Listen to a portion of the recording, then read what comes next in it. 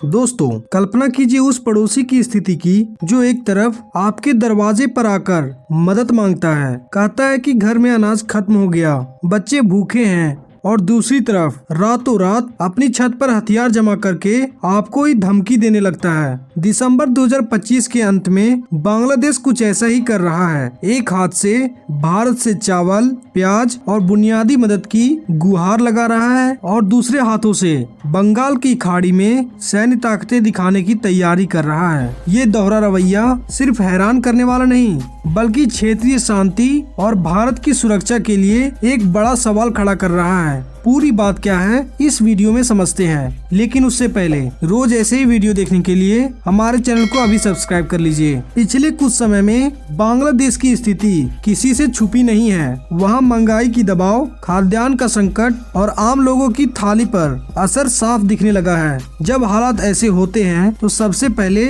नजर पड़ती है नजदीकी पड़ोसी पर। भारत और बांग्लादेश का रिश्ता सिर्फ सीमा साझा करने का नहीं, यह बाजार, बिजली, रास्ते और जरूरत से जुड़ा है। यही कारण है कि जब बांग्लादेश को चावल और प्याज की कमी महसूस होती है तो निगाहें भारत की तरफ जाती है। सरकारी स्तर पर मदद की बात होती है, बयान आते हैं, उम्मीदें जगती हैं, लेकिन इसी बीच एक दूसरी तस्वीर भी उभरती है जो इस पूरी कहानी को सीधा और आसान नहीं रहने देती।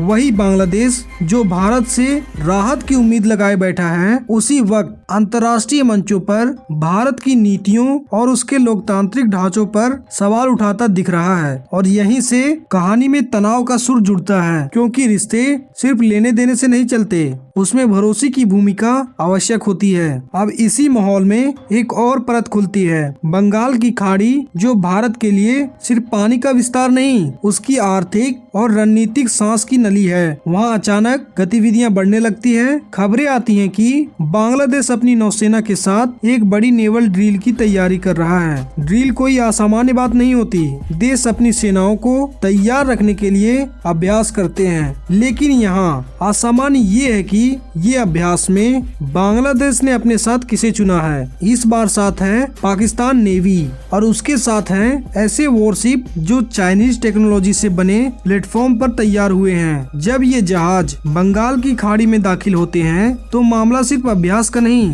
संदेश का हो जाता है। ये संदेश किसके लिए है, इसे समझने के लिए ज्यादा कल्पना की जरूरत नहीं पड़ती। बताया जाता है कि ये ड्रिल मिसाइल फायरिंग से जुड़ी होगी और इसके लिए समुद्र में बाकायदा चेतावनियां जारी की गई हैं। आसपास के इलाके में आने जाने से मना किया गया है। ये कहा गया है कि लाइव एम्यूनिशन का इस्तेमाल होगा। अब जरा इस स्थिति को भारत की नजर से देखिए। एक तरफ उसका पड़ोसी देश भोजन के लिए उस पर निर्भर है और दूसरी तरफ उसी देश के पास पाकिस्तान के युद्धपोत उसके समुद्री हितों के बेहद करीब सक्रिय हैं। भारत की ईस्टर्न नेवल कमांड ऐसे हालात में चुप नहीं रह सकती। हर मूवमेंट पर नजर रखी जाती है, हर सिग्नल को पढ़ा जाता है। आधुनिक सर्वेलेंस सिस्टम, एयरक्राफ्ट और शिप के जरिए ये सुनिश्चित किया जाता है कि कोई भी गतिविधि तय सीमा से बाहर ना जाए। यहाँ बात टकराव की नहीं, सावधानी की है, क्योंकि समुद्र में की गई छोटी सी चूक भी बड़े संदेश दे सकती है। इस पूरे कहानी में चीन की मौजूदगी भी पर्दे के पीछे से झांकती है। चाइनीज प्लेटफॉर्म पर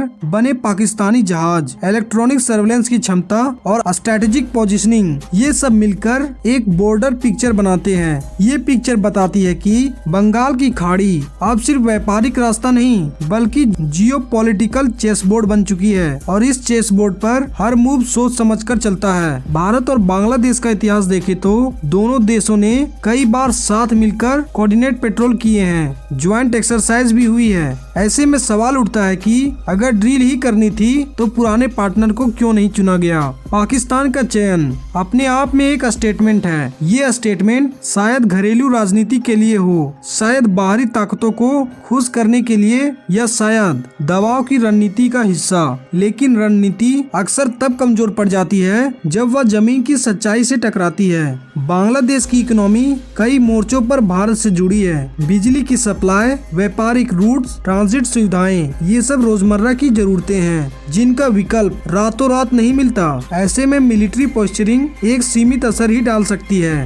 भारत की नीति अब तक यही रही है कि पड़ोसियों के साथ संयम और सहयोग बनाए रखा जाए, लेकिन संयम का मतलब ये नहीं कि हर संकेत को नजरअंदाज किया जाए। जब समुद्री सीमाओं की बात आती है तो एग्जीक्यूटिव इकोनॉमिक जोन जैसे कॉन्सेप्ट सिर्फ कागजी नहीं होते, वे ग्राउंड रियलिटी होते हैं। इन सीमाओं के भीतर किसी भी तरह की अनचाही मौजूदगी को फ्रेंडली गेस्चर नहीं माना जा सकता। इस पूरे घटनाक्रम में एक और इंटरेस्टिंग पहलू है, टाइमिंग ड्रिल की तारीखें, बयानबाजी का समय और मदद की अपीलें, ये सब एक दूसरे से जुड़ती दिखती हैं। यही कारण है कि इसे सिर्फ संयोग कहना थोड़ा मुश्किल हो जाता है। भारत के लिए ये एक रिमाइंडर है कि डिप्लोमेसी में भावनाओं से ज्यादा फैक्ट और प्रिपेयर्डनेस काम आते हैं। फिलहाल हालात नियंत्रण में है, कोई सीधा टकराव नहीं है, लेकिन अंडर करंट साफ है। संदेश दिया जा चुका है और संदेश समझाया भी जा चुका है। भारत मदद भी करेगा क्योंकि वह अपनी पड़ोसी नीति में ह्यूमैनिटेरियन दृष्टिकोण रखता है, लेकिन साथ ही